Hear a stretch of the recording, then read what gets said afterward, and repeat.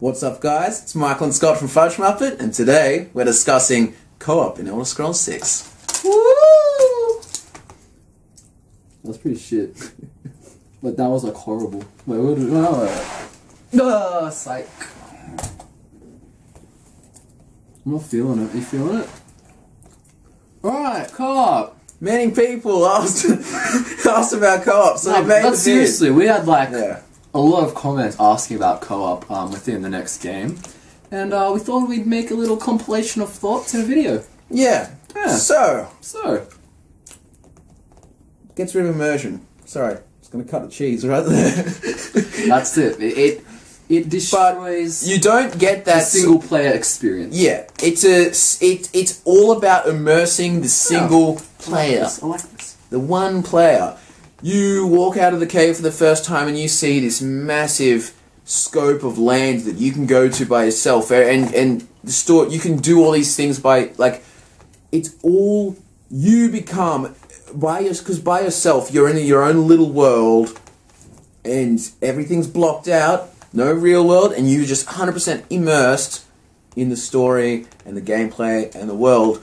And if you've got a little annoying friend going next to you going, "Fucking look at this bush, mate!" And he's called like XX Poonslayer XX. You know, that's kind of going to screw it up for you.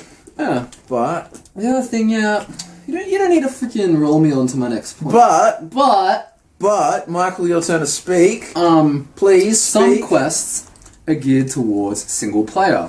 So, well, not some, a lot of them are, especially those within caves and dungeons.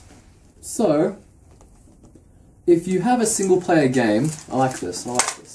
I command authority. Continue, they're going to get bored. Alright, I love this. Okay, if I'm in a single player game, walking in a dungeon, that's best example of this is levers. There were cases where you had to pull levers and then quickly say whirlwind sprint through a door or do something like that that requires time.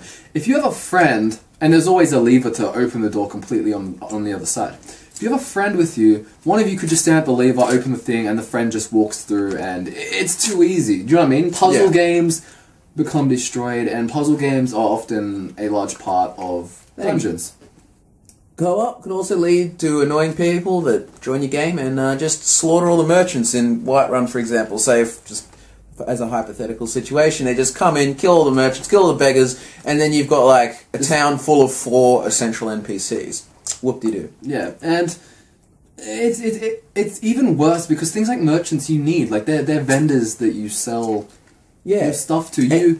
And they could also disrupt things like quests and so on, and reputation, if there was reputation. And another problem: how the hell do you save? What you can't both save at the same time unless it was an autosave, but then there's no way to prevent someone coming into your world and killing everyone. Yeah. So then you're buggered.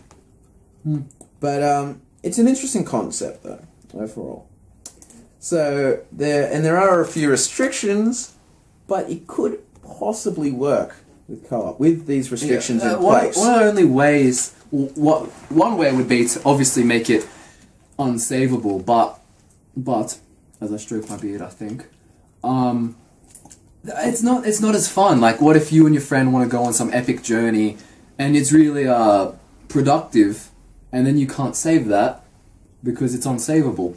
So one of the things one of the ways that I can envision it, sort of a tangent, but whatever, is you have a guest and you have a host, or a host and multiple guests. Let's say if it's a 2 to 4 player experience.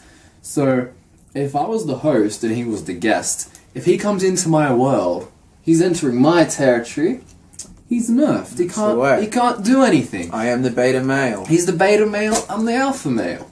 That's how it's going to work. Or female. Or female. You play a female character. Or beta person. Politically correct.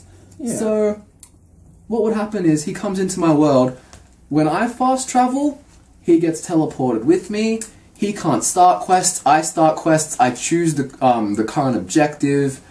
And basically he has to just follow me and do what I'm doing.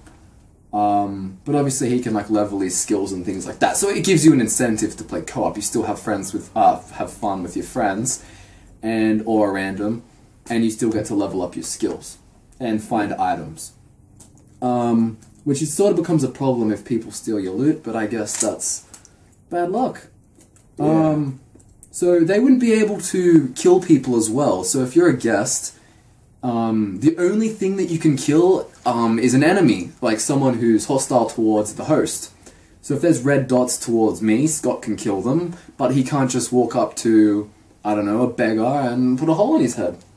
Yeah, fair enough. So that's the only way I can see co-op happening within Elder Scrolls 6 is a guest and a host system, and the guest is obviously nerfed. And another option, which is probably the best option, Ah. to satiate your hunger for that Elder Scrolls co-op experience, Without it being Elder Scrolls Online, is probably a standalone game. Away from the main Elder Scrolls series, the 1, 2, 3, and 4, 5, 6. it's not an MMO. Have it a side game that is crafted around being a co-op experience, like 2 to 4 players, or 1 to 4, whatever.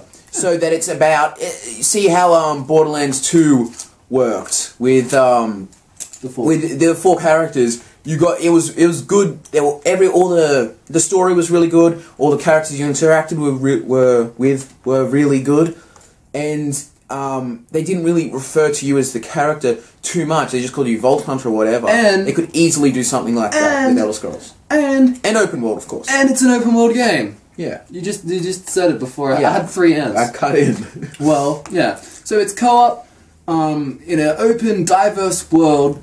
So co-op is available, but also optional, and it still makes sense without ruining the immersion. We're done. All right. Stay fresh. Fuck you. How's it feel? Yeah. Peace out. That's my line. Stay fresh.